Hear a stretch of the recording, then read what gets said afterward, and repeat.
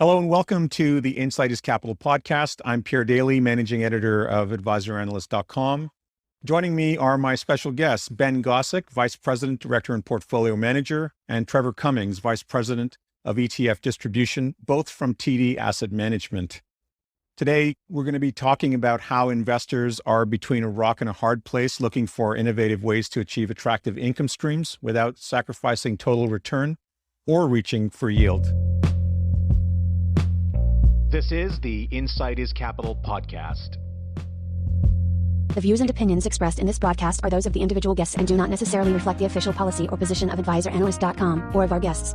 This broadcast is meant to be for informational purposes only. Nothing discussed in this broadcast is intended to be considered as advice. Ben, Trevor, welcome to the show. It's great to have you. Great. Thanks for having us. Great to be here. I thought maybe we'd start off by talking about some of the innovative things that you're doing at TD Asset Management, what you're seeing, some of the trends you're seeing in the market, what you're seeing investors do from your perch in terms of ways investors are trying to find new ways as opposed to sticking to the old sort of traditional ways of finding yield in this market. Maybe you guys can take turns talking about some of those things. Trevor, maybe I'll just start off with the problems that we're seeing, and then maybe you can talk about sort of the products that people have been seeking out and try to solve their income needs. I'd say, Pierre, even coming out of the great financial crisis, we were in a pretty low interest rate world. And I'd say your average investor is probably in a 60-40 portfolio, so 60% equities, 40% fixed income. And even, we think, we had low rates then, we have even low rates now, but that portfolio was probably yielding about 2.5%. Now the average inflation was about 2.5%, but I'd say most people didn't really see the bite, when it came to consuming goods and services. And what's happened with COVID is the central banks and governments had to take such extraordinary measures in order to sort of bridge this, our economy to the other side of this healthcare crisis. And that meant lowering interest rates. And so that 2.5 portfolio that, many investors were already complaining was too low, is probably yielding about 1.5% now. And now the inflation that was around 2.5 is coming out around 4 to 5. And people are really starting to see it. And they're seeing it in, when they're trying to buy a car, they're definitely seeing it in house prices, at the grocery store. So now they really feel it, and they really feel that sort of that 1.5% yield. And I think that, fuels even more pressure. I kind of look at it this way, if I was earning 2.5 and now I'm back down to 1.5, overnight, I got to double my nest egg. That's or right. I need to find stuff that, generates a lot of yield. And in many cases, you definitely will move yourself up the risk curve if you're trying to find, assets that throw off a lot of yield, because as all things, nothing comes for free. So I'd say that I think that generally sort of lays out the challenges that savers are facing right now, on this side of the COVID crisis. Yeah, I mean, it's huge when you think about it. I mean, if you have $1 million, $1 million isn't what it used to be. At 2.5%, that's a $25,000 income. And then if suddenly, you're looking at 1.5%, that drops to 15,000. Given that you would want to have something similar, you would have to have close to $2 million in order to get that $25,000 to $30,000 equivalent. And then again, I mean, what kind of retirement are we talking about with $25,000? So it's extremely challenging. I mean, in terms of what the liabilities are, what the requirements are for anyone facing retirement in 5, 10, 15, 20 years, whatever the outlook is for any given investor, to the goalposts have been moved quite far away just by the Fed and by the intervention in the economy. I think, So, you could say the 4% rule is dead, right? William Bengen, a quarter century ago, did this study and said, you should be able to take out 4% of your portfolio, adjust it for inflation every year, and, 99 times in 100, you'll never run out of money subject to some tail risk. Those days are gone. I think there's been this secular shift towards investing for yield with the rise of fee-based and discretionary asset management. So just within the industry, there's more appetite for yield so that the financial professional, the investment professional, can take their fee without touching the principal of an account. There's demographics at play. Certainly, we're not getting any younger on the panel today, but that's Canada at large. StatsCan says there's more Canadians 65 plus than 0 to 14. There's more seniors in Canada than children, and we're never going back. So more and more people are looking for yields, and there just isn't any out there unless you stretch. When you look at, say, just passive vanilla indexes, the emerging markets index pays a higher yield than the TSX at this point. And even still, it's about 2 3/4 versus about 2.5 right now. So neither of those are going to get anybody close to the 4%. Now, there are some indexes out there that do yield 4, but you're talking EM currencies, you're talking global high yield bonds. You've really got to take on sort of a non-commensurate amount of risk in order to earn that kind of yield. So investors need to do more than just pursue, asset classes with higher published yields. They're going to need to do something else, whether that's innovation, whether there's some activity within the portfolio, but just, picking and choosing asset classes and then adjusting your withdrawal rate for inflation. That's not going to work any longer. It's funny, while you were talking, Trevor, I was just thinking of the lifestyle creep. The simple answer is, what's the solution to this? Well, we're going to have to make more money, right? But it's not that simple. I mean, investors are doing a lot of crazy things, in this market, and some of it is because of this idea that there's no alternative, or TINA. But so from your guys' perch, from where you sit, you're probably receiving a lot of internal research from within, TD's internal findings and research from market research within the firm. What is it telling you that investors are doing? What are some of the crazy things that you think are crazy that investors are doing in order to satisfy this liability of 4% plus in order to get more income from their assets? And what are some of these? What are some of the things also? Let's also pad that with what are the things that investors aren't doing? So, I mean, I'll take that one first, I guess. When you think of things in the context of exchange traded funds, outside of the passive, plain vanilla benchmarks, one of the biggest categories out there is the dividend ETF. And, a lot of them, I'd say most all of the dividend ETF universe, one of the very first things they do in that kind of funnel where they're taking many securities to few is they screen for yield. So, take 100 names in a geography or in an asset category, sort them from highest dividend to lowest dividend, and, knock out the bottom half and don't give them a second thought. And the trouble really is that there are some really incredible opportunities in the bottom half of that list. If you're led by the nose to what the dividend yield is, the first problem is you might be missing out on really great opportunities. The flip side of that coin, though, is the top half of that list might be the riskier half. I mean, you never know for sure, but certainly some of the names with high yields have high yields to reflect the risk inherent in those specific companies. $100 stock with a $3 dividend is a very, basic 3% yield. Well, if that stock falls over the next 12 or 15 months to $50 a share, the yield is going to show 6% on that security. And if I don't do any due diligence, if I just sort of call it a day and blind faith invest, well, I've invested in something that, hopefully will stop declining in value. Who's to say? Right. But I'm fooled almost really by this illusory 6% yield when in fact that company might be in such meaningful distress that dividend itself is at risk. So you can't just screen for yield. And I know a lot of the dividend ETFs are going to do a little bit more. They're going to look at the track record of that company. They might look at some quant metrics. But again, the first point stands. There are some really, really great opportunities in the market out there that maybe only have a yield of 1%, maybe have a yield of less than 1%, maybe have a yield of 0, and so I think it's important to be more holistic in sort of interpreting, where the opportunities are to start.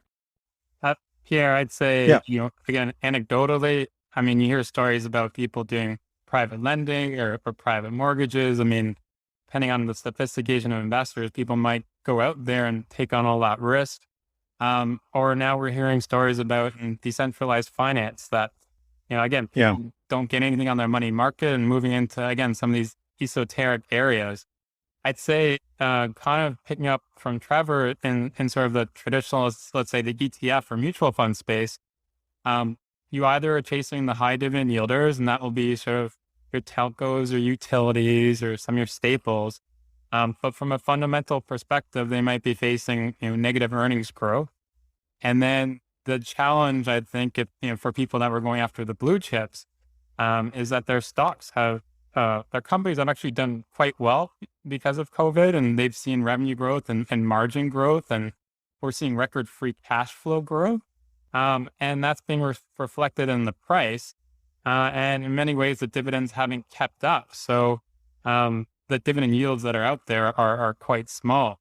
So that is challenging, I'd say, for anyone right now to sort of where they were going in the traditional. I'd say what people are not doing, to pick up on the other part of your question. Right.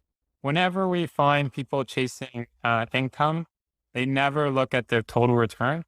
So I call it like the used car lot sticker. It's just look at the big sign that says 6%, 8% yield. Only focus on that. Yeah. Don't look at the rest of the car. Just focus on that sticker. And that'll be great because people are like, well, it's like a 6% return. That's my yield.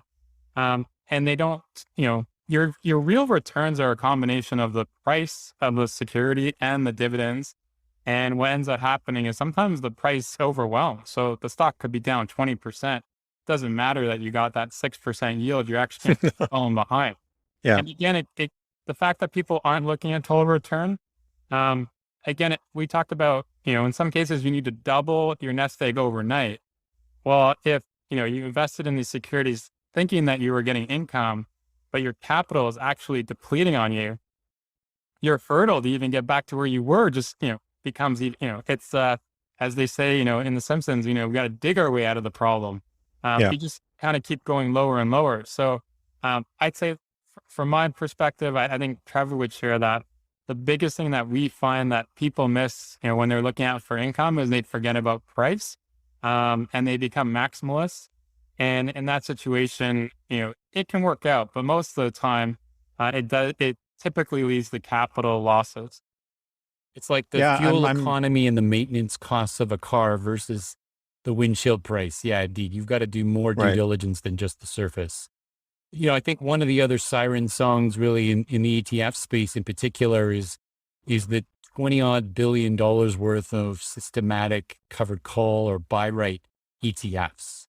And, they all kind of have really generous yields, but they do indeed come at the cost of price return. On a total return basis, very, very few of them beat a fairly standard buy and hold strategy of the asset class or the category. So I think those are kind of those real observations really of the siren song of dividends and really the even, amped up yields that you can find in covered call ETFs led us to thinking about, what can we do here at TD Asset Management in the ETF space that takes elements of that, delivers some yield improvement, but also delivers additional total return to investors. There's 30 or 40 years of recency, of 60-40 working and continuing to work. And so the drive or the impetus to change away or to do things differently away from the 60-40 model that has worked for so long and that people have gotten very comfortable with, maybe is the better way to put it, is that it has left investors with sort of a knowledge gap. You know, I always go back to this idea of known knowns, known unknowns, and unknown unknowns. And I'm hoping that by the end of this conversation, you know, that we'll get into some of the known unknowns and some of the unknown unknowns even. I think part of the problem is that investors and advisors alike, for that matter, don't necessarily know what's possible out there in the marketplace. There are things that are available today that weren't available, you know, 2, 3, 5 years ago. So let's talk about what you guys, your research uncovered that bridges the gap between the two areas of total return and income, because most of the strategies that are in the marketplace right now only do half or one of those two strategies, but very few or rarely do they do both. And this was really a gap that you worked to fill. So maybe talk about some of the things that you discovered in the marketplace or solutions that you innovated that address that. Sure. So I'll give you some of the history of the product, and the genesis sort of goes back even to 2016. You know, our industry is quite competitive, and I think Trevor was saying that, you know, cover call strategies are 20 billion to 30 billion in assets under management, but they've been gathering assets for quite a few many years. So at that time, TD Asset Management didn't have ETFs, but we have a great dividend growth franchise. And, you know, the ask was, you know, what's going on in the option market and how do we participate? And so, you know, we looked at it from the call side. So that's basically giving up appreciation for income today, because that's where most of the assets that we could see that were gathered, you know, those were the funds that were gathering the most assets. And they were all typically systematic.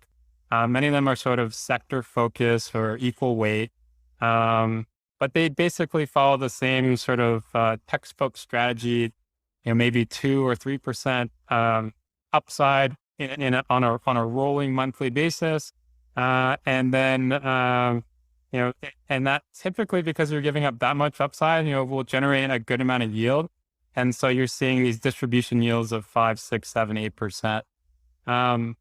That we found typically underperform. So even back in 2016, we were looking at the market and our performance, and we found that typically underperformed the underlying investment. So you are always better off not paying the management fees, not collecting the juicy distributions, and from a total return perspective, so taking on, you know, lower amounts of income, you always surpass that strategy. And so you were better off just buying the underlying. And so at that point in 2016, we were just that doesn't seem to work. I'd say one of the things that really unlocked a whole area for us across many of our funds was not focusing on where everyone was, which was on the call side, but focusing on the put side. And we're not talking about, you know, when people think about puts, they're like, oh, that's insurance. Puts are there to buy protection. But for every contract, there is a buyer and a seller. And so if people are buying insurance, who are they buying insurance from? How much are they paying? What are these premiums? And how much deductible are they willing to give to the insurance company? And for us, that was a major unlock, because that strategy is basically premised on, I will say, owner fear or owner fear mitigation. So I own my house, I own my car, I'm worried about a flood or a fire. So to make myself feel better, I pay these I pay these premiums. It's no different for an asset like, you know, Apple or Microsoft or JP Morgan. You know, people are willing to, or their entire portfolio are willing to pay this insurance. And this insurance is quite, the best word I could say is yieldy. And so in our dividend growth strategies, you know, we were looking at picking up, again, through a cycle on average, a mid-teens yield. Now, the way it works in ETFs and mutual funds is you have to back it with cash.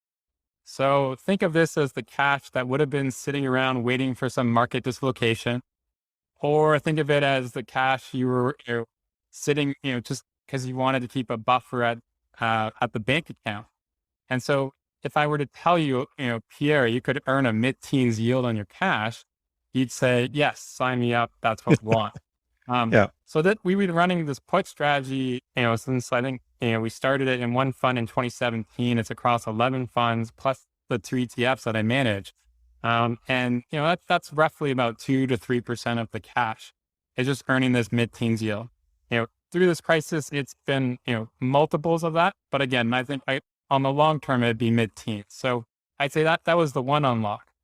The ask, when we wanted to get into the ETF space, was, hey, there's all these covered call strategies. Can we get our share of wallet?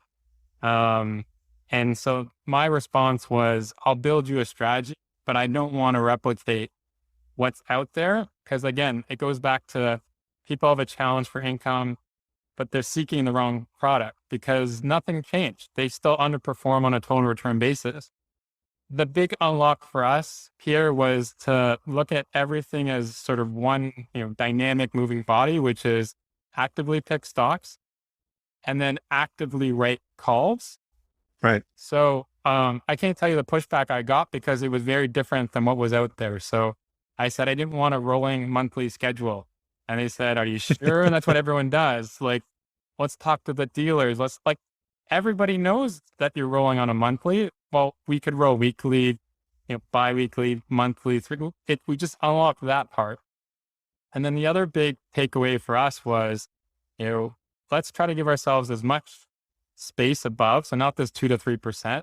Let's treat companies the way they should be treated, which is differently. You would treat Amazon differently than you would treat, a company like Shopify, that you would treat, Nextera, utility. Right. And so you would give yourself different headspace above when you rate these contracts. And then lastly, all these systematic strategies have to rate the contract.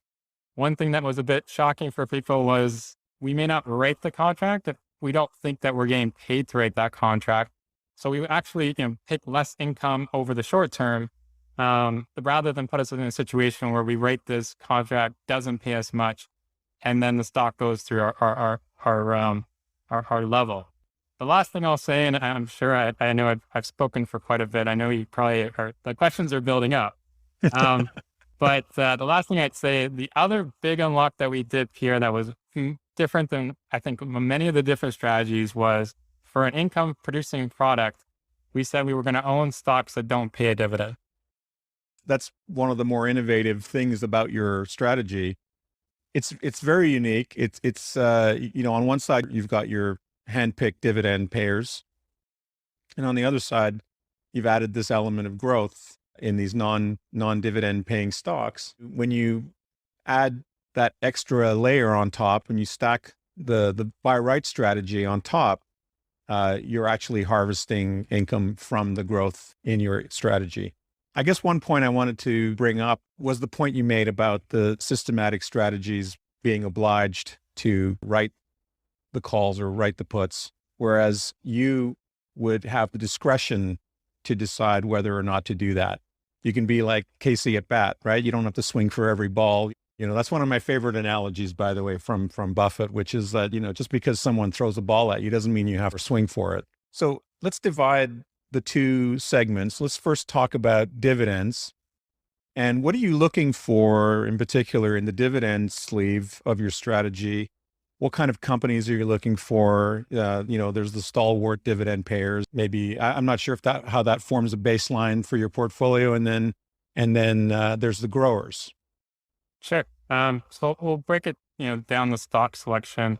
And one thing I'd say a big unlock for me was, not following, a lot of times it's like growth versus income, and then we bucket stocks. And so for me and my style, it's looking at secular growth trends. And that could be, before COVID, it was travel. Travel was an amazing secular growth trend. It was every year more and more people wanted to travel. It could be on-premise IT infrastructure moving to the cloud. It could be payments, as simple as cash going to credit cards and debit, following that trend. It could be health and wellness trends. And so I like to look at things that have these sort of multi-year horizons, and they keep sort of a nice sort of line that goes from the bottom left of the chart to the top right. Yeah. And then looking for stocks that then, I call them sort of forces, but are the best forces to ride in order to take advantage of that.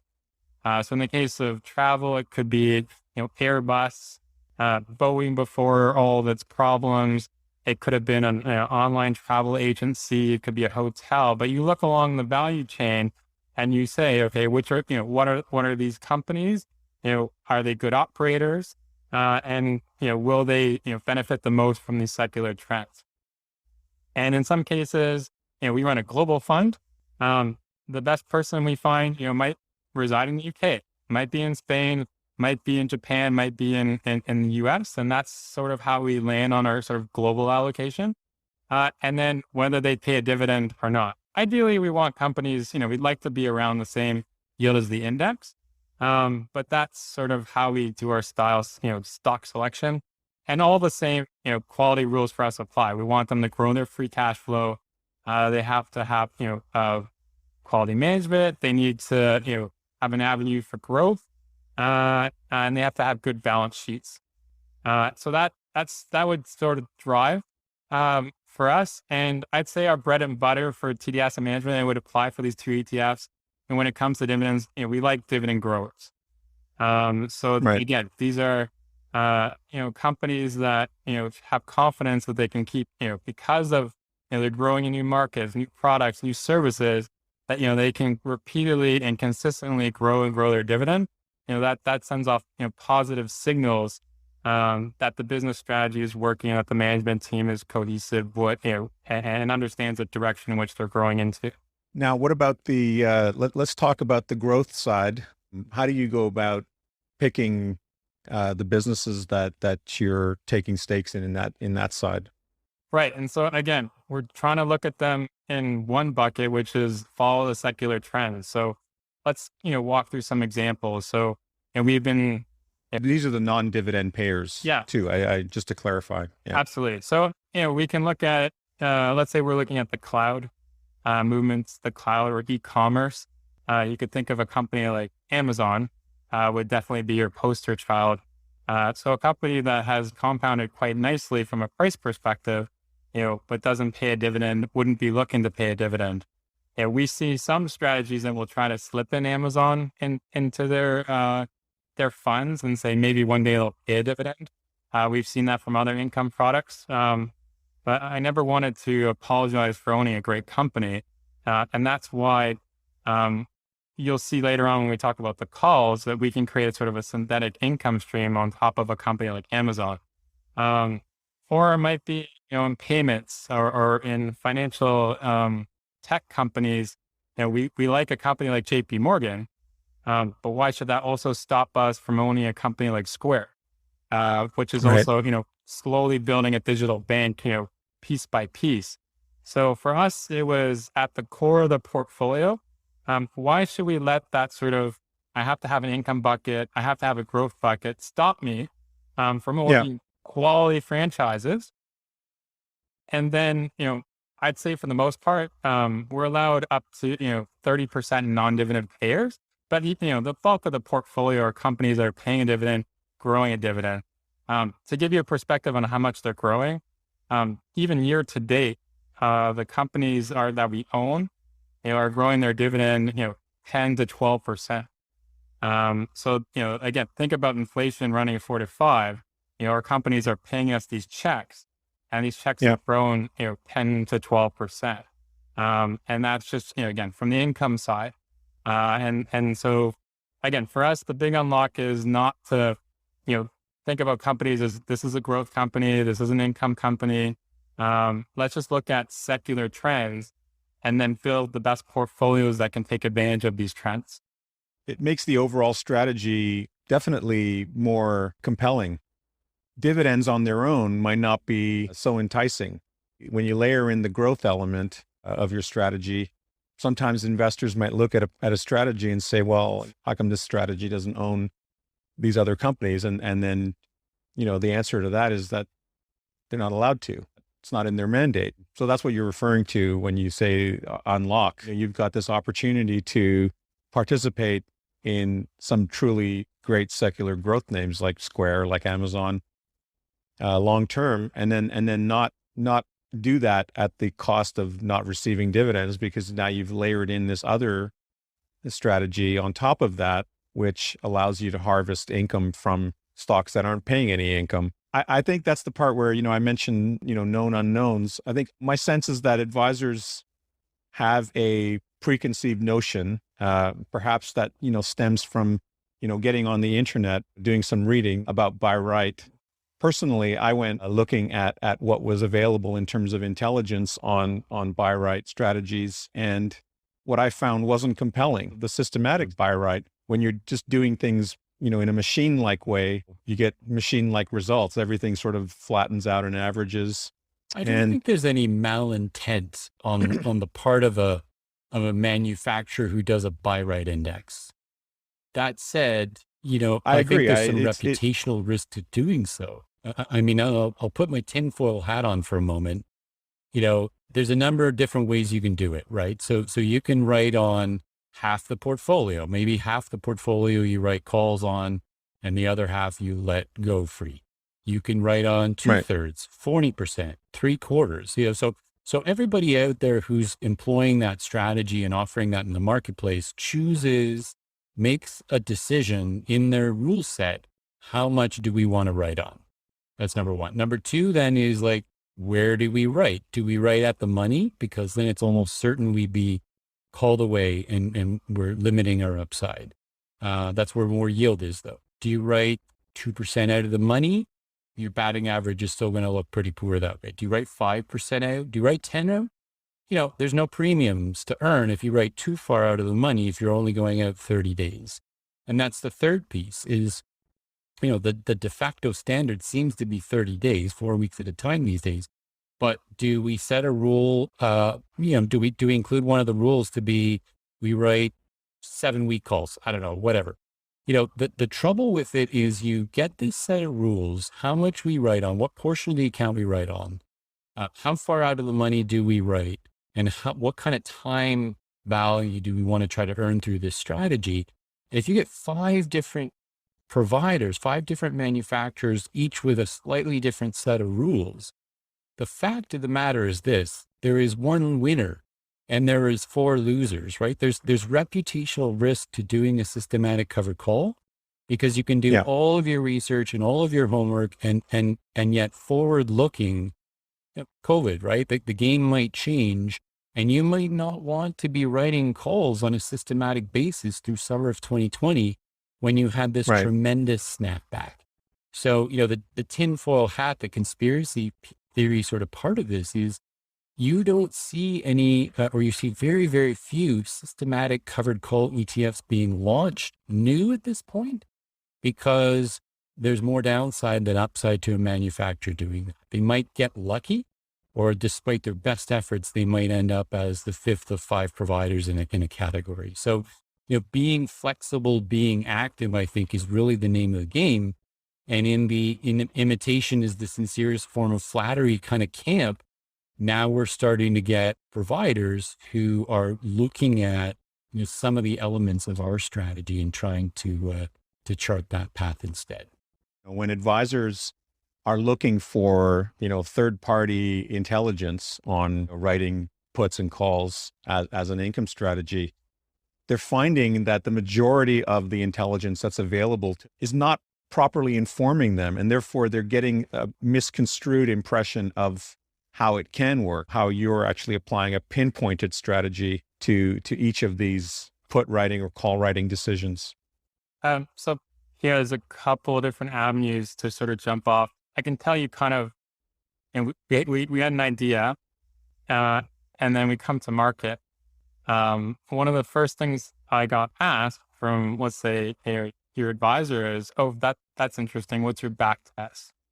And when you're applying active stock selection, active call writing, the ability to not write the put writing, and you do it in one holistic package, I was like, there is no back test.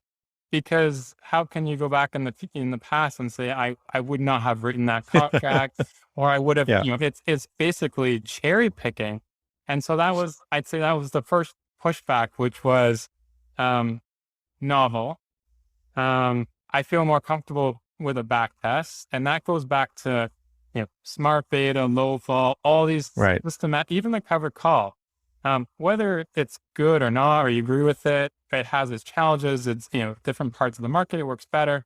You could always fall back and say, why'd you buy it? Well, this back test told me it works out. It just didn't work in this environment, or it worked in this environment. And so that was, I'd say, some of the answers were novel.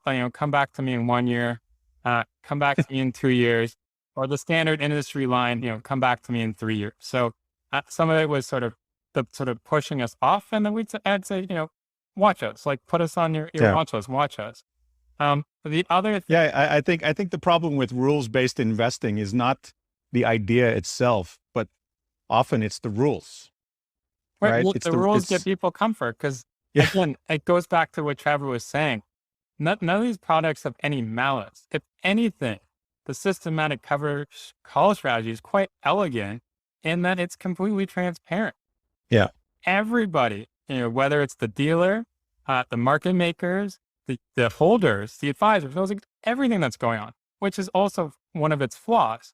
But from a product perspective, could you ask for anything more? You want transparency? That, again, I'd say from that perspective, it solves, that comfort that, I sold my clients a product. I know exactly what it's doing. Again, may not be efficient, solve all the problems, but I know I could explain it to my client.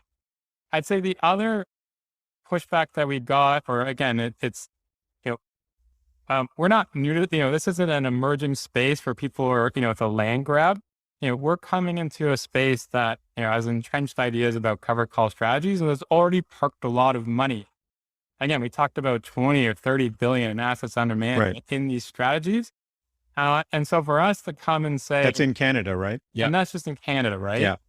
And then for us to come and say, oh, that's not a really great product from a total, like, if you've ever looked at it from a total return perspective, that's not a very good strategy. And Pierre, I can tell you, I've been in a room, I had good energy with an advisor. And as soon as I said, that's not a great product, the energy level just dropped. Because he owned it and he had his clients in it. And again, he was like, okay, but it's okay, right? It's transparent. But again, it's, well, we get very, making decisions is difficult, isn't it? I mean, it's not, there's a lot of energy required, and there's a lot of commitment required when you make a decision about having something on your shelf that you're going to recommend actively to your clients. I think, we get vested emotionally in these things. So I'm not surprised to hear that anecdote, which is that, his face dropped when you said it's not really a good product. But I'd rather hear that from someone like you than from, the average investor. Or a client. Coming from you, you're objectively looking at it and saying it could be better. It could be much better. And I'd say, the last, I'd say the last challenging bit that we found, was, I'd say, we came to market in 2019. I'd been working on the idea for, almost a year. We come to market in 2019. Arguably, this has been there's a major, stock market bull run from, we'll call it, February or March 2009. And that there's this strong rules, or I'd say maybe even a heuristic or, rule of thumb when it comes to covered call strategies, which is, they don't work in a full market, right? Or we'll call it a very fast rising market. Exactly. That was one of the things that kept coming up in sort of my sort of background research on covered call writing and buy right strategies, was that you don't want to own something like this in a strong market, in a bull market, because you're giving away some of your upside for it. Exactly. And then it's good in a sideways market, and it's great in a falling market. But Pierre, I'm going to put you on the spot. We have a major bull market right now, since March 23rd last year. So are we near the top? Or are you going to switch from your uncovered strategy to your covered strategy? I think it's a lot to ask, even for myself. I don't call tops and bottoms. I look for my secular trends to make sure those trends haven't broken, or the companies, those forces, don't misdirect Yeah. themselves from the strategy.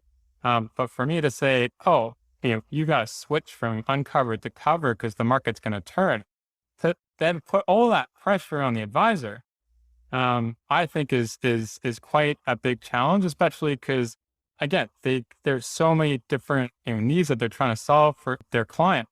To just say, Yeah. okay, I gotta sell one product, gotta buy this other product. That's a big tactical call that no one wants to make, because if you're wrong, it doesn't look good. Right. What we were, this project, these products, basically what we were saying is, because we're going to do the active element on the call strategy, and we're focused on total return, our premise is that we're going to beat our benchmark, and that, we can outperform in a fast rising market. And so, we can look at the history, so TGED, the global ETF, that was the one we incepted in, spring 2019. The market was already on a run at Right. dealing with, we forget now, we had a US-China trade war, but we added value, through that Yeah. run. And then we added value on the market plunge during COVID. What I'm really proud of is that, that rip and I think we can call it a rip from March Right. 3rd, Technical even to term. today. We're talking like 45-degree angle. We continue to add value. And what we noticed is that some of these newer strategies that, that employ an active element or the systematic could not keep up, because, again, we don't know exactly their methodologies when they say active. I just assume because of their distribution yields, they have to, they don't give themselves much upside, or it is really challenging to say, I won't read that call. Again, you got to make that decision. That, I think for us, that separated us from the pack. Yeah. And that unknown that I think everyone should know now is you can rank covered calls and you can outperform the market. And you don't need this pressure of, I'm going to be uncovered now because I know exactly that the market's going to go up. Oh, I'm going to cover now because I know the market's going sideways or down. The last thing, on what we saw, the speed at which the market peaked and the market plunged was around the same time that these systematic strategies rolled their covered calls. Right. And so that, that premise that these strategies outperform in the down market in this specific situation with COVID didn't apply. So, Feb 19th was the market peak. Yeah. That's roughly around the third Friday of the month when all these strategies roll over. Again, everyone knows this. The VIX, so let's say that's our measure for implied volatility, which is going to drive the premiums that you get from writing these calls, was, I'd say sub 20. Right. At its peak, it was like 80 or 90. So we're talking about, a major, spike in volatility, which means a major spike in premiums. Yeah. That was the beginning of March. And so, so Feb Right. 19th. Beginning of March 2020. Right. It's when Yeah. we get the spike. And then, the bottom of the market's March 23rd, which again would Right. roughly coincide with that third Friday. For us, it was obviously, traumatizing, one from just a, personal safety and friends and family. And then, the other challenging part was, the stocks that we owned. I mean, all of a sudden, doors are closing. You're wondering if, any of the businesses you own can survive. I would say from an option premium perspective, it was Christmas every day, because we were able to constantly reprice our options. Yeah. So, we might have sold it for 50 cents. It's worth a penny because the stock falls. We buy it back. We write it again. Stuff that, when it might have been 2 weeks out or 3 weeks out, we brought it in. So we're constantly repricing as much as we can to go up the curve and then down the curve. And again, if you followed a systematic strategy, you kind of were locked in. Right. And then, once you started to say, okay, I'm going to catch up, that's when the market pivoted. And if you're putting in your 2%, upside, that doesn't work from March 23rd to today. The market just kept going, and you would have just kept getting stopped out, and yet you'd have to keep buying back, at higher and higher prices. It's very interesting just to, again, delineate between the fact that a systematic approach wouldn't be able to make those daily decisions.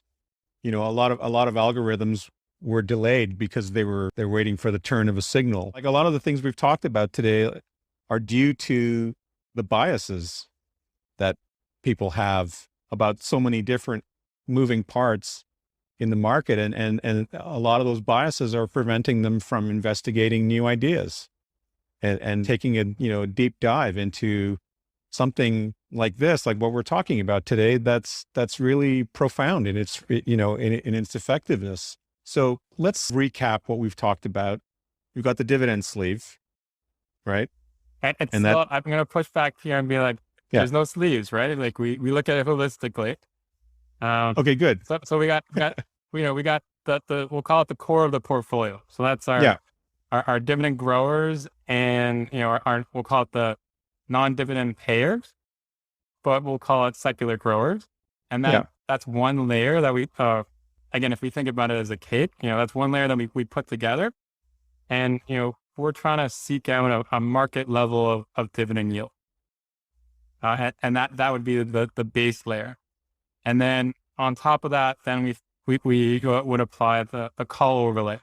And that's just, trying to bring in the income, But I like to look at it, we likened it to real estate. I have a bunch of great buildings or multi-units, and now we want to collect rent from them. And that's how I look at the call premiums. I mean, I'm trying to collect rent from all these assets that I own. And, again, one of the unlocks that we found was you could have a company that pays you a dividend, and we could write, a call on it, and the net yield, we might achieve that even better by writing a call on Amazon and giving ourselves 8% upside for the week, or 8% upside for 2 weeks. And that's, or the a similar contract on Square, might yield better than owning JP Morgan, and then even layering another call on top of it. And so we look at the calls, and that's another, sleeve of income. And then, then we'll look at our puts, and we'll think about how much cash we want to hold. And, being an active manager, and I have a team of analysts, we know what stocks we want to add, or either add to the portfolio or increase the weights in our portfolio. And that's where the put contracts are on. And, I've done the work, and my team's done the work, and we're happily to take assets off people's hands. So it might be 5% out of the money. It might be 10% out of the money. So we're talking about below the market price. Right. And again, people are giving us these yields. And I think, again, long-term would be mid-teens. In this environment, it's even juicier. So we're seeing multiples of those yields. And then holistically, all that together, we think that's about a 4% yield in TGD, about a 3+% yield in TRD.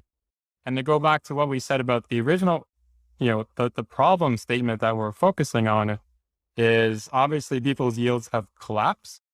And they either need to double their assets overnight, or they need to move up a risk curve. With our strategies, people are going to recognize the stocks that we own. So it's not like they're moving up the risk curve. They're owning quality franchises and secular growing areas. And there's a growth element in the sense that even though they pay dividends, they're still growth companies. And we have companies that, they're better off reinvesting in their business and growing themselves as well. So that solves, I think, the growth element and some of the income. But again, dividend yield today is not enough. And that's where, we want to enhance it. That's the calls and the puts, and, 4% plus, I think puts you in a pretty comfortable range for most investors. And again, our style, because it's growth, income, total return, doesn't just apply to, people in their 50s and 60s or 70s. I think it applies for, a wide range of people, even it's more 30s universal. and 40s. Exactly. So then it's solving a lot of things and trying to do it in an elegant way, but in sort of one product.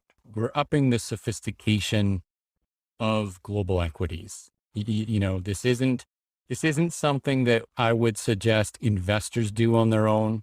If you were to employ covered call writing strategy as an individual tax filer in Canada, the CRA may have something to say about that, and all of a sudden it's income, right? Yeah. Advisors, your most precious commodity is time. It's client-facing time, really. And so it is possible that an advisor could employ something like this herself or himself. But this is, I'm biased for saying so, but this is something we pretty firmly believe you should delegate to a provider, to a manufacturer like TD Asset Management, because every contract you write is, one less client interaction, so to speak. Here in Ontario, dealing with advisors and portfolio managers for, a decade and a half, I can count on one hand the number of investment professionals who do this as part of their value proposition, because it's just so labor intensive. There's something really, really elegantly simple about giving that responsibility to us via the ETFs we have on offer. Yeah. And on top of that, it's in the ETF wrapper. So 70% dividend stocks, 30% non-dividend, or up to 30%. Yeah, up to 30%. 30%. I'd say, we're probably about half that. We're probably around 15%. Okay. But again, it's not that that's prescriptive. It's just, we have the ability. Again, everything goes back. Yeah. You have cash as well, right? Right. That's but, right. Everything that we found is the more restrictive, the more rules, the more you hold yourself back. And most people are like, I want more rules. But in terms of total return performance, the less, the more ability that I can, buy this, the companies that we want to buy into. Again, not be stuck that it has to have a dividend or not a dividend or a targeted yield. Right. Or, okay, fine, let's make it only 10% non-dividend payers. We'll give you a little, but, we want to still say it's income. And we said we can generate synthetic yields better than dividend payers. So, why stop ourselves? Now, again, it's an income product. So, we say 70-30, but I have that ability to, again, depending on the market, to take it up there or to I don't have to own a dividend payer. It just, again, it's that flexibility allows us to, get the creative juices going. And again, we're maximalists too, just not maximizing yield or maximizing the total return. All three. Think of the flip side total too, return, right? If there's a dividend paying company that suspends their dividend as part of our portfolio, then Ben and team have a decision to make. It's not automatically going to be forced out. If a company chooses to suspend a dividend due to COVID, as opposed to fundamentals, we're not forced to exercise ourselves of that business, right? And to Ben's point, we can continue to make our own dividend, so to speak, if you will, on the call side of it. So that was a big factor. That I don't know how big of a factor that was, but for you, but I'm guessing it was, given that during COVID dividends were cut. How did that affect your strategy? So I'd say, again, for people that depend on dividends, that was quite shocking. Yeah. And in some cases, you can't blame the company. When they're laying off their employees, when the business is, ceasing because we effectively had to shut it down. You want a viable business. And so in some cases, you would understand it. There are many companies that we own that sustained their dividend, even grew their dividend last year in, probably, the worst environment of our careers. So not to say that, all companies, some companies were severely impacted. Some companies, we're still able to ride it through. And a lot of it is because we focus on on balance sheets. But I'd say for the average investor that, that's a challenge if you were depending.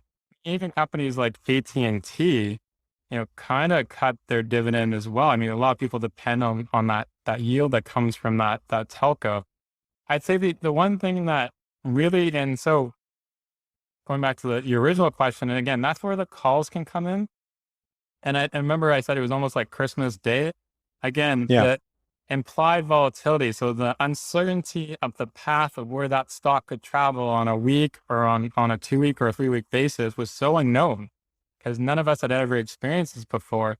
That's what really fueled those premiums.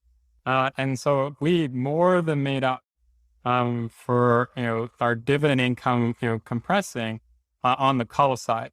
I'll probably never, hopefully I'll never see that again in my career.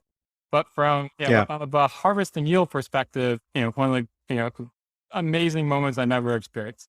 So But if you weren't running this combined strategy, you wouldn't have been able to do that, exactly. right? So Yeah. there are many, Yeah. I think it's like the aristocrats where they have to have 25 years of dividend growth. That's amazing. You can find a Yeah. company that can do that. They miss one dividend payment and they might be booted 3 years or 5 years. I think the rules have been massaged over time in order to let Right. people back in. The one thing I'd say that is completely different and something we never sort of faced before was it's a healthcare crisis, it's a social crisis. There were companies, again, we had done our research, they had ample balance sheet that still cut their dividend because of social pressures. Again, because of COVID, they didn't want to be, seen on the front page of newspapers enriching shareholders with either buybacks or dividends. And so they even cut it. So for us, I'd say for me and my team, that was a big surprise in the sense that, we pride ourselves on, getting out of companies that, we think might Yeah. cut their dividend. And here, we did our homework, and this new element about, social pressures, forced them to cut their dividend or suspend it. Now, coming out of the crisis, many companies are in great shape and they're generating, free cash flow, the notional levels of free cash flow that we hadn't seen before, because in many ways, COVID caused them to become more efficient, and we've seen margin expansion. It's a bit bifurcated. Some companies have been able to bring back their dividends and not face any sort of newspaper headline pressure. Right. And we've seen a 5% increase, a 10% increase. And there's some elements or some companies that might be more in the eye of let's say, the general person, that if they were to institute a dividend or increase their dividend or do big buybacks. So let's say the major pharmaceutical companies that are supplying the vaccine are generating a lot of cash flow and free cash flow. Mm-hmm. They are not able to return any of that to shareholders because you better believe that would be on the front page, that they're enriching themselves on this healthcare crisis. Some companies they've been given a pass, and other companies I think have been held back or holding themselves back, maybe into 2022, so that they won't get this sort of headline front page that the shareholders are being rewarded while either employees or their clients are still being impacted by the virus. Wow. That was an angle that those are some of the unintended consequences of ESG, right? I mean, Trevor, you said there are advisors who do this themselves, who try to do things like buy right themselves, and it's not very efficient from a tax point of view. Within the ETF wrapper, it's very efficient, number one. And number two, option writing income, the option yield is also treated as capital gain. Yeah, that's correct. Right? Yep. It's not, it's very tax efficient income. It's a little in the weeds, but think of sort of two layers of tax with regards to ETFs is what you do as the investor. Did you buy it here and sell it there? And then there's what we do as the ETF provider, right? So if we have turnover in the portfolio, yes, there could be capital gains, of course, and you would pay taxes in the year that was realized, and then you'd add that to your ACB, right? So with regards to call writing, that is on the capital side of the account. So that would be distributed to investors as capital gains when the year is up. Put writing is a little different. So put writing is on the income account. So if we write a put where we don't own the security, but we're writing it, cash secured put, that could end up being income to an investor. Right. But, then I would say recall that all ETF companies, TDAM included, we get to choose where we take our fees from. So our management fee, we will always take our management fee from the most tax inefficient portion of the income. right? Right. So if we have a chance to, we will take it out of foreign income or put income, and we'll leave the eligible dividends, if any, or the capital gains distributions for the investors at year end. So we're trying to make this ETF as tax efficient as possible, in addition to delivering, a good outcome, a gross of taxes. Net of taxes, we want this to be really efficient and really of benefit to investors as well, for sure. Yeah. Thanks for clarifying that, Trevor. That's nifty. When you combine the dividend income and the growth and the option income, that makes for a very nice total return, total income. Yeah. Don't take our word for it. Right. But I happen to think it's a killer app. Yeah. The thing about back tests is I've never met a back test I didn't love, as the saying goes, right? So we don't have a back test, but we have almost 30 months of history. We have live data at this point, and this is an ETF whose assets have doubled year to date. So, there's more interest. We're gaining more traction. And I think at the very least, we'd want people to put us on the short list or on the watch list.